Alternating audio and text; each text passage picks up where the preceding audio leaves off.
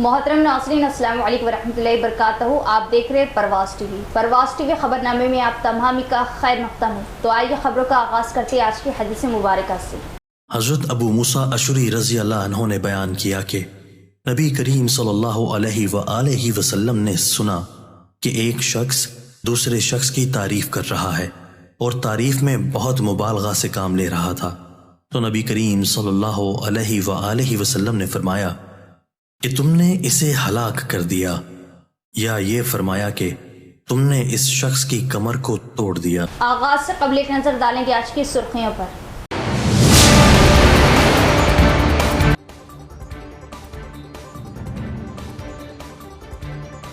अवाम ने नरेंद्र मोदी पर भरोसा किया और बीजेपी की जीत को यकीनी बनाया। हम अवाम के मशकूरे MP डी अरविंद।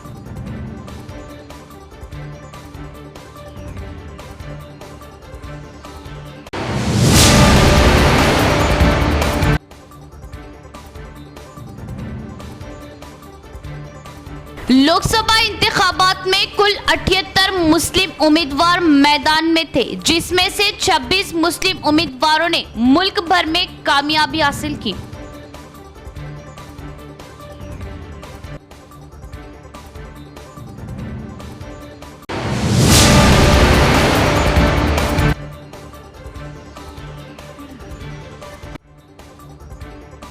हर कोई पौधा लगाए, पौधों की निगहदाश्त करे। माहौलियात की हिफाजत और सेहतमंद मुआशरे के लिए शजरकारी जरूरी। जिला जज कुंचाला।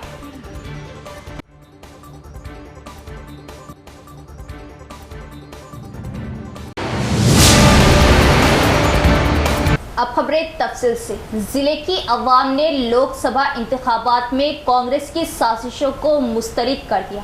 वज़ीर आज़म मोदी पर भरोसा करने और MP अरविंद को एक बार फिर रुकने पार्लियामेंट मुंतखब करने पर अवाम से किया इजहार तशक्कुर।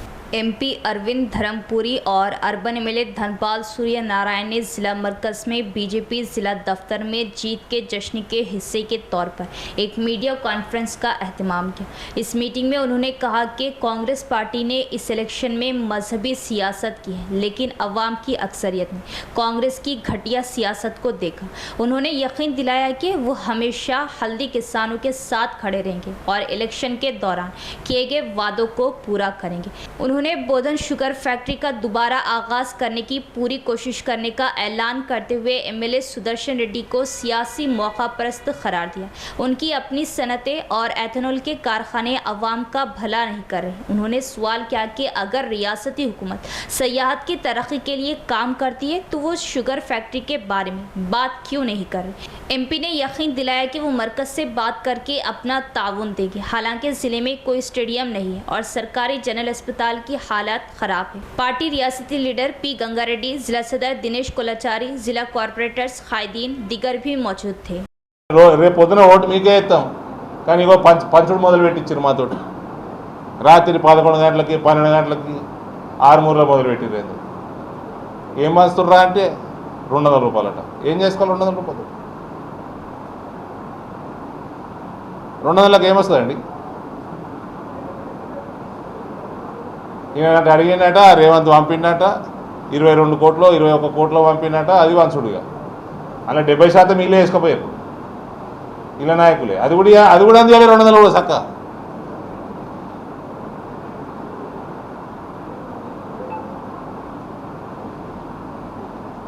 నామినేషన్ వేసిండ్రు, కార్యకర్తలకు నీళ్ళ ప్యాకెట్లు పెట్టలే.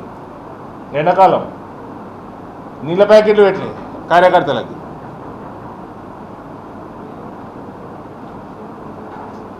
కానీ 200 వంచాలి.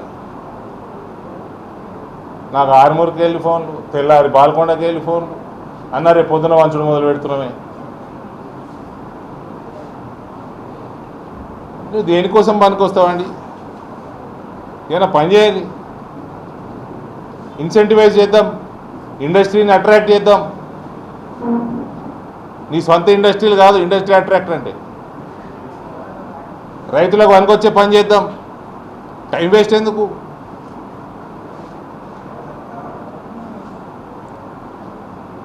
మీరు చేసిన వాగ్దానాలు నెరవేరని వాగ్దానాలు అందరికీ తెలిసాయి. కాంగ్రెస్ పార్టీ చేసిన వాగ్దానాలు అయ్యే పని కాదు, పోయే పని కాదు.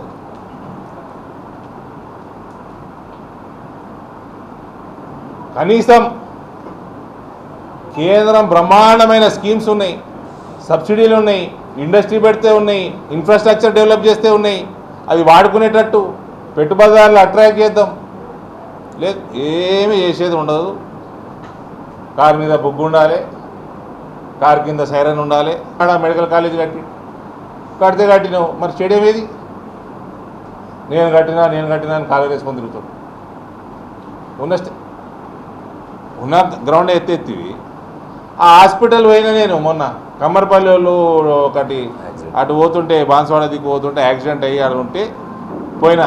అందులోకి వెళ్ళి 90% పేషెంట్లు అందరూ ప్రైవేట్ హాస్పిటల్కి వెళ్ళిపోయారండి. డాక్టర్ లేరు, సౌలతులు లేవు, పేరుకి 4 లిఫ్ట్లు ఉన్నాయి, ఒక లిఫ్ట్ పని చేస్తుంది. అందులో ఎక్కుతానికి భయం అవుతుంది, అది ఎప్పుడు ఊరిపోతుంది. లిఫ్ట్ ఆపరేటర్ లేడు, ఉన్న స్టాఫ్ కింద మీద పడి పని చేస్తున్నారు.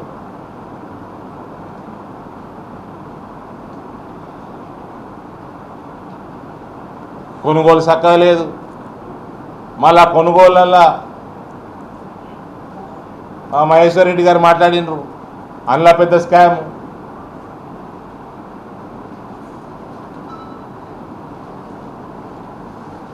ఎన్నికలు జరుగుతుంటే మహేశ్వర్ రెడ్డి గారు చాలా స్కామ్ బయట పెట్టిండు. ఉత్తమ్ కుమార్ రెడ్డి సివిల్ సప్లైస్,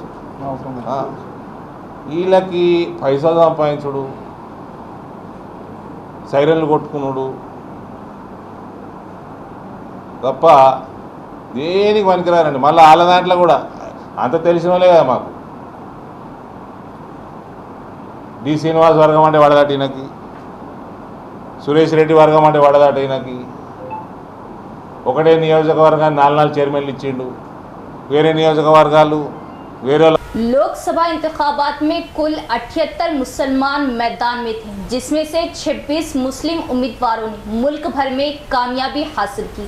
लोकसभा इंतखाबात में 26 मुस्लिम उम्मीदवारों ने मुल्क भर में कामयाबी हासिल की है। इस साल लोकसभा इंतखाबात में कुल 78 मुसलमान मैदान में थे, जो गुज़िश्ता इंतखाबात के मुकाबले में कम है। उस वक्त मुख्तलिफ सियासी पार्टियों ने 115 मुस्लिम उम्मीदवारों को मैदान में उतारा था।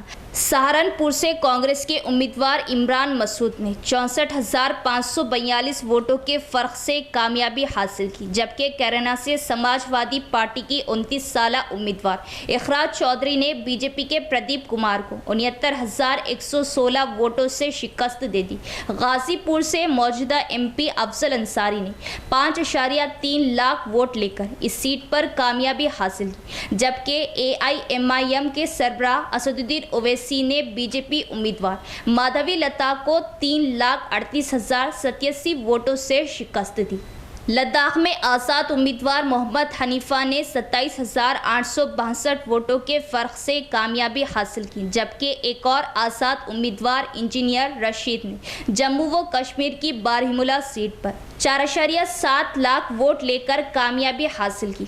उत्तर प्रदेश में समाजवादी पार्टी के मौलाना मुहिबुल्लाह ने रामपुर सीट से 4,81,503 वोट हासिल करके जीत हासिल की, जबकि जियाउर रहमान ने संभल में 1.2 लाख वोटों के फ़र्क से जीत हासिल की।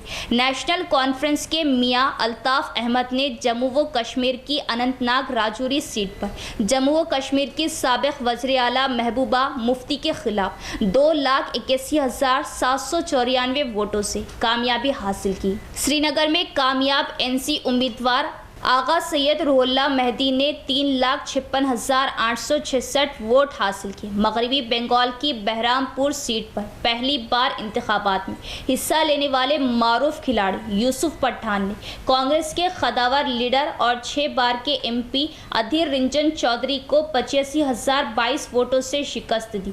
इसी तरह 85,022 वोटों से शिकस्त दे दी। इसी तरह उत्तर प्रदेश के अमरवा से किन्नूर दानिश अली, मगरबी बंगाल के जहांगीरपुर से खलीलुर रहमान, मुर्शिदाबाद से अबू ताहिर खान, बशीरहाट से नूरुल इस्लाम, अलोबेरिया से सजदा अहमद, मालदा दिक्शन से आशा खान चौधरी, वहीं से बिहार के किशनगंज से मोहम्मद जावेद, आसाम धबरी से रकीबुल हुसैन, करीमनगर से हाफिज रशीद अहमद चौधरी ने शानदार कामयाबी हासिल की। कर्नाटक के बेंगलुरु सेंट्रल से मंसूर अली खान, जबकि केरला के वेदाकरा से शफी प्रम्बर, मल्लापुरम से मोहम्मद बशीर, पिन्नानी से डॉक्टर असमत समदानी रुकने पार्लियामेंट मुंतखब हुए। इसी तरह लक्षद्वीप से मोहम्मद हमदुल्ला सईद और तमिलनाडु के रामंतपुरम से नवाज खानी ने जीत दर्ज की। टीपीसीसी वर्किंग ग्रुप ने तेलंगाना पार्लिमानी इंतखाबात में कांग्रेस के हासिल करदा नताइज पर खुशी का इजहार किया और चीफ मिनिस्टर रेवंत रेड्डी को मुबारकबाद दी।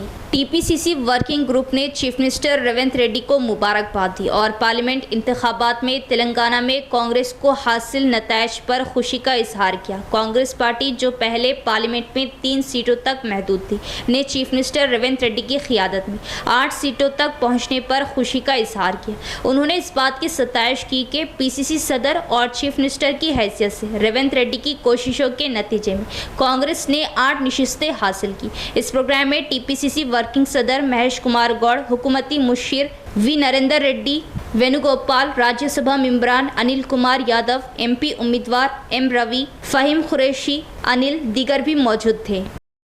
बीजेपी और बीआरएस ने जिले की तरक्की के लिए कुछ नहीं किया। कांग्रेस अवाम से किए गए वादों को पूरा करेगी। Rural MLA doctor Bhupat Reddy की प्रेस कॉन्फ्रेंस। देही एमएलए डॉक्टर भूपत रेड्डी ने शहर के गोपनपल्ली बाईपास सड़क पर एमएलए कैंप ऑफिस में एक मीडिया कॉन्फ्रेंस का एहतमाम किया। इस मौके पर उन्होंने कहा कि पार्लिमानी इंतखाबात के नोटिफिकेशन के बाद से कांग्रेस की सफ़ों ने सूरज की शिद्दत की परवाह किए बगैर अपनी पार्टी के उम्मीदवार जीवन रेड्डी की कामयाबी के लिए सख्त मेहनत की।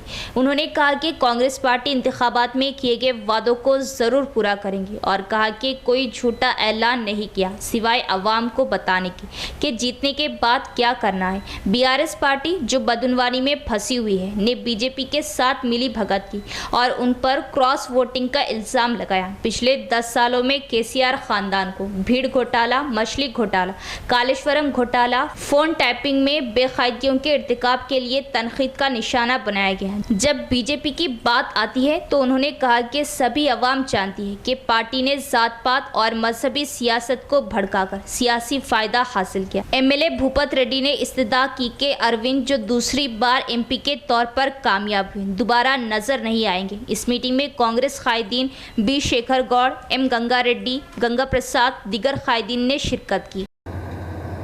కాంగ్రెస్ పార్టీ ఏం చేసిందో అన్నీ చేసింది. ఎలక్షన్ ఎట్లా కాంటెస్ట్ చేయాలనో మా శ్రేణులు బాగా కష్టపడ్డారు. అన్నీ అయినప్పటికీ రెండు కారణాలు నేను చూస్తా ఉన్నా. ఒకటి, టీఆర్ఎస్ వాళ్ళు బీజేపీ వాళ్ళు కలిసిపోవడము, బీజేపీకి సరెండర్ కావడము.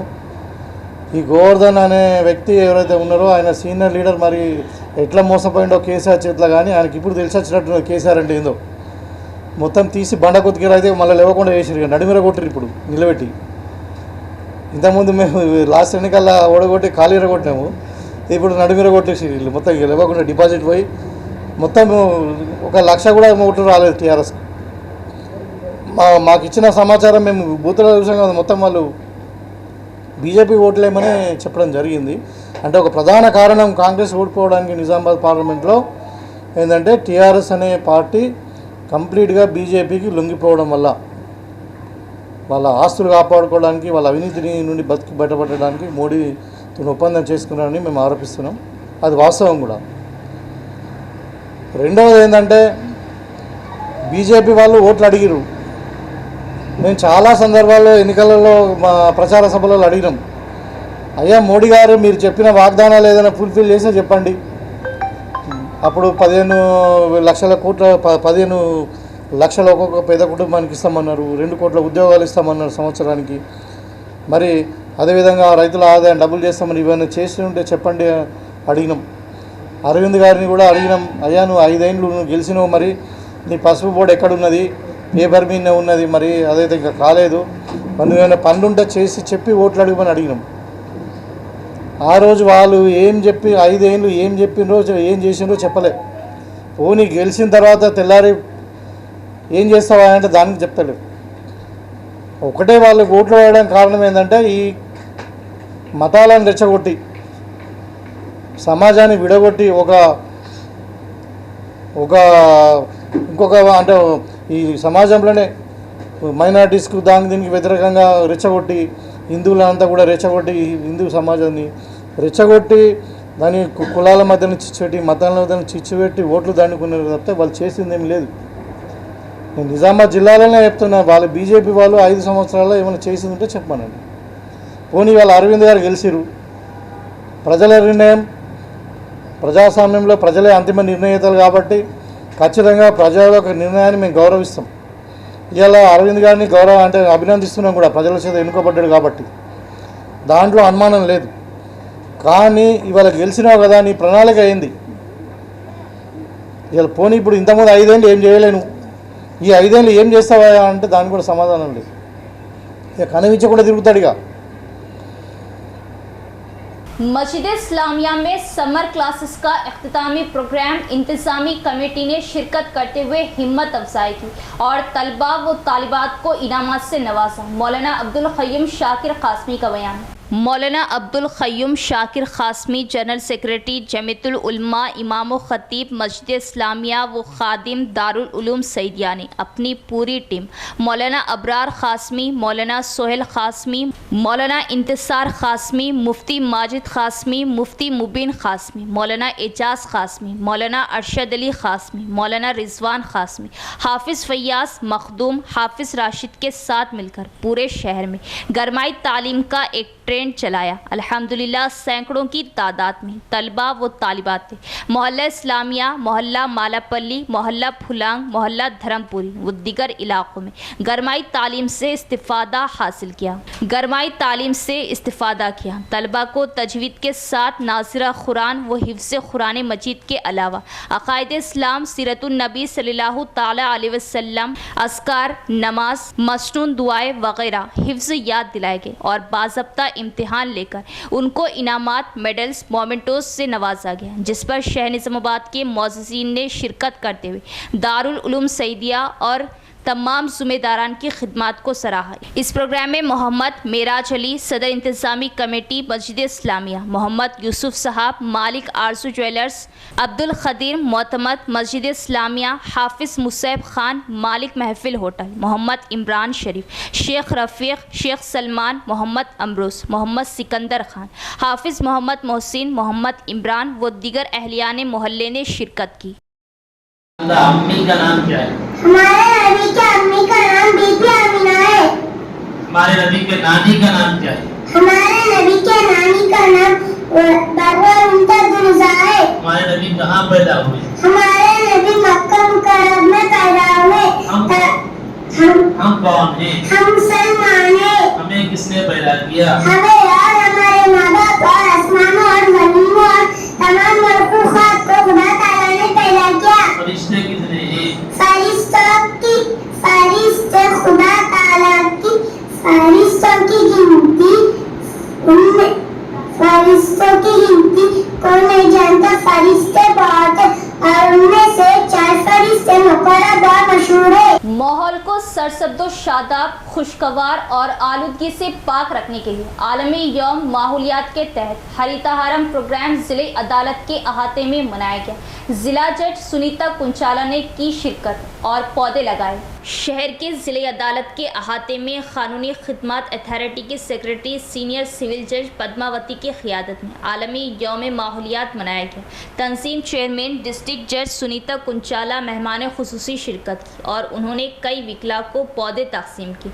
बादशाह विकला ने अमला के हमरा मिलकर अदालत के अहाते में पौधे लगाए। इस मौके पर ज़िले चीफ जस्टिस सुनीता कुंचाला ने कहा कि माहौल की हिफाजत हर एक का फ़र्ज़ है। कहा कि फ़िज़ाई आलूदगी में इजाफे की वजह से बारिश वक्त पर नहीं हो रही। उन्होंने इस बात पर जोर दिया कि जानदारों की बका माहौल से जुड़ी हुई है और सबको मिलकर माहौल की फलाह व बहबूद के लिए काम करना चाहिए। इस प्रोग्राम में बार एसोसिएशन सदर Jagan Mohan Goud, legal service authority superintendent Mumtaz वकील राजकुमार सूबेदार, दिगर विकला ने शिरकत की। సందర్భంగా అందరికీ శుభాకాంక్షలు। ఈ సందర్భంగా అందరినీ కోరుకునేది ఏంటంటే మనం పర్యావరణాన్ని మనమే పరిరక్షించుకోవాలి। ఈరోజు చూస్తున్నాము అసలు పోయిన సంవత్సరం కంటే ఈ సంవత్సరం ఎండలు ఎంత ఎక్కువగా ఉన్నాయంటే అడుగు బయట పెట్టలేని పరిస్థితుల్లో ఉన్నాము। దీనికి అంత కారణం కూడా మనం చెట్లు నరికేయడం కానివ్వండి, అడవులు నరికేస్తున్నాము, చెట్లు పెంచట్లేదు. అట్లాగే ఇదే పరిస్థితి కొనసాగితే ముందు ముందు మన మనుగడ కూడా కష్టమయ్యే పరిస్థితి ఉంటుంది. అట్లాగే వాటర్ రిసోర్సెస్, వాటర్ కూడా దొరకని ప్రదేశాలు చాలా ఉన్నాయి. కాబట్టి వీటన్నిటికీ మూలం మనం చెట్లను పెంచుకోవడం. కాబట్టి అందరూ కూడా బాధ్యతలాగా తీసుకొని ప్రతి ఒక్కళ్ళు ఇంటి ముందు కానీ ఎక్కడ ప్లేస్ ఉంటే అక్కడ అందరూ మొక్కలు పెంచాలని కోరుకుంటున్నాను. ఈ మొక్కలే రేపు మన తర్వాత తరం వాళ్ళు కూడా ఆరోగ్యంగా బతకాలి అని అంటే మంచి గాలి, వెలుతురు, అట్లాగే వాటర్ ఇవన్నీ కూడా అవసరమే. ఇవన్నిటిని కాపాడాల్సిన పరిస్థితి మనందరి మీద ఉంది. కాబట్టి ఈ సందర్భంగా నేను అందరినీ కోరుకునేది ఏంటంటే అందరూ తమ వంతు బాధ్యతగా ఈ ప్లాస్టిక్ని నిషేధించడం, ప్లాస్టిక్ వాడకాన్ని తగ్గించడము, చెట్లు పెంచడము, వాటర్ రిసోర్సెస్ పెంచుకోవడం, ఇట్లాంటి వాటన్నిటిలో ప్రతి ఒక్కళ్ళు భాగస్వాములు కావాలని కోరుకుంటూ మరొకసారి అందరికీ ప్రపంచ పర్యావరణ దినోత్సవ శుభాకాంక్షలు. पार्टी लीगल सेल जिला कन्वीनर जगन मोहन गौड़ ने लोकसभा इंतखाबात में बीजेपी की शानदार कामयाबी हासिल करने पर विकला के हमरा जिले अदालत के सामने पटाखेबाजी करते हुए जश्न मनाया और खुशी का इजहार किया। बीजेपी कानूनी सेल ने शहर की जिले अदालत के सामने फतेह की तकरीबात का एहतमाम किया। अदालत के मेन गेट के सामने पटाखेबाजी करते हुए खुशी का इजहार किया। इसके बाद मिठाइयाँ तकसीम की गई। इस मौके पर legal cell convener Jagan Mohan Goud ने कहा कि मुल्क भर में होने वाले लोकसभा इंतखाबात में बीजेपी ने शानदार कामयाबी हासिल की। उन्होंने इस बात पर खुशी का इजहार किया कि बीजेपी वाहिद अक्सरियती पार्टी बनकर उभरी है और नरेंद्र मोदी तीसरी बार वज़ीर आज़म बनने जा रहे हैं। इसी तरह उन्होंने निज़ामाबाद के रुकने पार्लियामेंट के तौर पर अरविंद धर्मपुरी को भारी अक्सरियत से कामयाब करने पर अवाम का शुक्रिया अदा किया। శుభాకాంక్షలు చేస్తున్నాం. ఇవాళ దేశవ్యాప్తంగా భారతీయ జనతా పార్టీ నరేంద్ర మోడీ గారి నాయకత్వాన్ని బలపరుస్తూ ఇవాళ విజయం సాధించడం జరిగింది. ఇవాళ దేశంలో దేశ భద్రత, దేశభక్తిని ఇవాళ ప్రదర్శించి ప్రజలు ఇవాళ ఈ విజయాన్ని ఇది ప్రజల విజయంగా భావిస్తూ ఉన్నాం. ఇవాళ దేశ అభివృద్ధికి ఈ చిహ్నంగా భావిస్తూ ఉన్నాం. ఇలాంటి విజయాన్ని తెచ్చినటువంటి ప్రజలందరికీ శుభాకాంక్షలు తెలియజేస్తూ ఉన్నాము. నరేంద్ర మోడీ గారిని మరింత బలపరిచి రాబోయే ప్రభుత్వ ఏర్పాటు కూడా మీరందరూ స్వాగతించాలని చెప్పి సందర్భంగా విజ్ఞప్తి చేస్తూ ముగిస్తూ ఉన్నాం.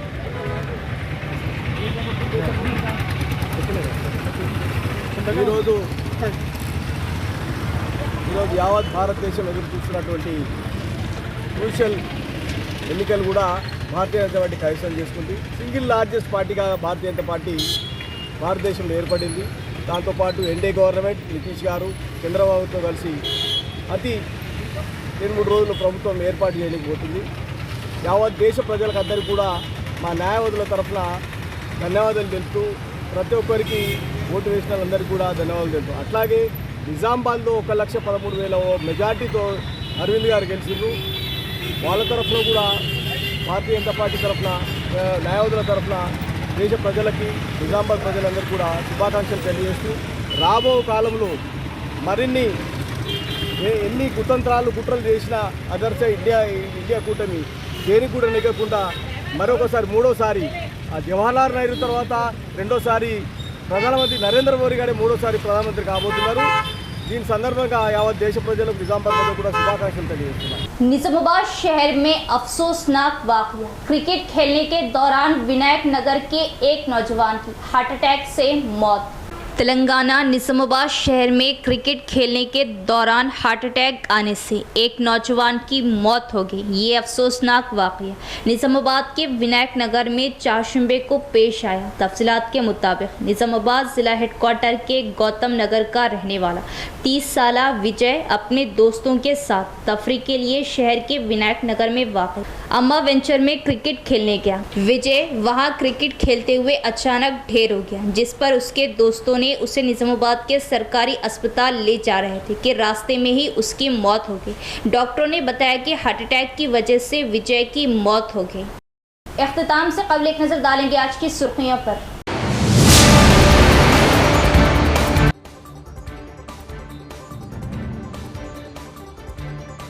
अवाम ने नरेंद्र मोदी पर भरोसा किया और बीजेपी की जीत को यकीनी बनाया। हम अवाम के मशकूर MP डी अरविंद।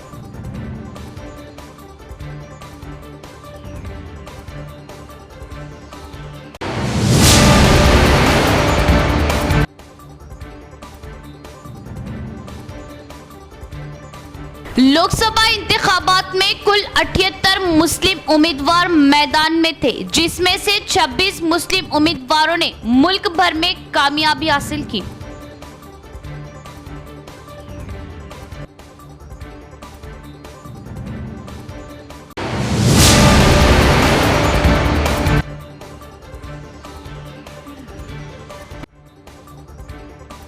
हर कोई पौधा लगाए, पौधों की निगहदाश्त करे, माहौलियात की हिफाजत और सेहतमंद मुआशरे के लिए शजरकारी जरूरी। जिला जज कुंचाला।